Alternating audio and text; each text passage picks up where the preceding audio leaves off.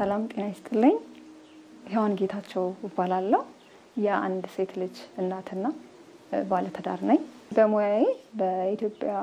ምድር ባቡር ኮርፖሬሽን ውስጥ በሪሰርች ኤንድ ዲቨሎፕመንት በማኔጀሪያል ፖዚሽን አዘ ማኔጀር እየሰራሁ እገኛለሁ ፒኤችዲን እየሰራሁት በሬልዌይ ኢንጂነሪንግ ነው የመጀመሪያው የፒኤችዲ ትምህርት በሬልዌይ ኢንጂነሪንግ ኢትዮጵያ ውስጥ ሲጀመር ምንድነው የአፍሪካን ሬልዌይ ኤክሰለንሲ ሴንተር ይባላል ከአዲስ አበባ ዩኒቨርሲቲ ጋር በመተባበር ነውና የመጀመሪያው ኤክሰለንሲ ሴንተር ነው በአፍሪካ የተመሰረተው ደን እዛ ላይ ከአፍሪካ 7 ሰው ይፈልግ ነበር እና ትልቅ ውድድርም ነበር ሰው ከኢትዮጵያም ከሌላም ሀገር ተመረጠና እዛ ጆይን አደረግን ማለት ነው እንግዲህ ዋን ኦፍ ከተመረጡ ሰዎች ነኝ ማለት ነው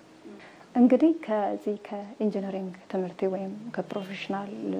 ስትሪሜ በተጨማሪ ፋሽን ዲዛይን አደርጋለሁ በፋሽን ዲዛይን የተወሰነ ትምህርትም ተምሬያለሁ ፔይንት አደርጋለሁ እጽፋለሁ ስፔሻሊ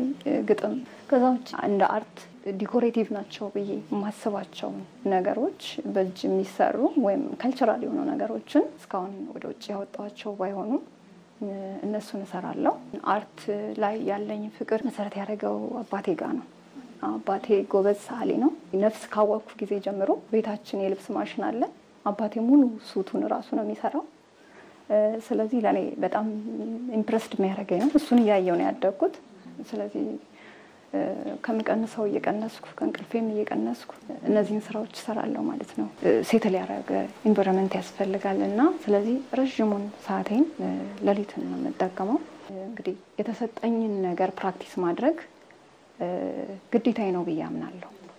ያለ ምክንያት አልተሰጠኝም ብዬ ነው ማስበውና የ10ኛው ዙር የኢትዮጵያን ፋሽን ዲዛይን ውድድር ነበር በኔክስት ፋሽን ዲዛይን የተካሄደ ማለት ነውና በፋንሲ ዲዛይን በዛ ጊዜ በነበረው ከሆል አንደኛ ወጥቼ ነበር እንግዲህ ከዛ ጊዜ ጀምሮ ድሪቱ ኢትዮጵያን ፋሽን በሚል በፌስቡክ ገጽም በኢንስታግራም ገጽም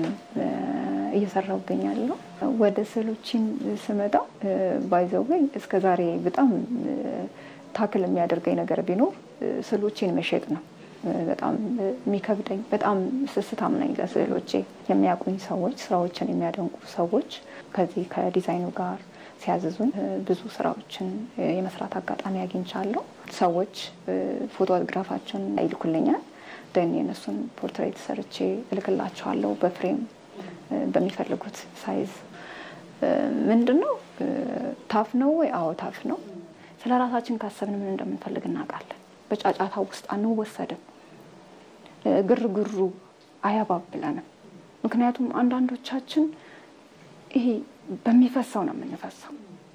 አንድ ድላችንን በሚፈሰው ፈሰን ነው ወይ ማሳለፍ የምንፈልገው ነው ትልቁ ነገር በያስባለውና ሴት ልጅ በተለይ ካገባች ከወለደች በኋላ ለልጄ ሞታለሁ ነው የምትለው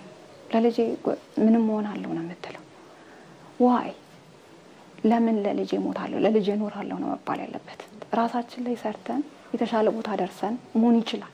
በተሰጠን ላይ ብዙ መስራት እንችላለን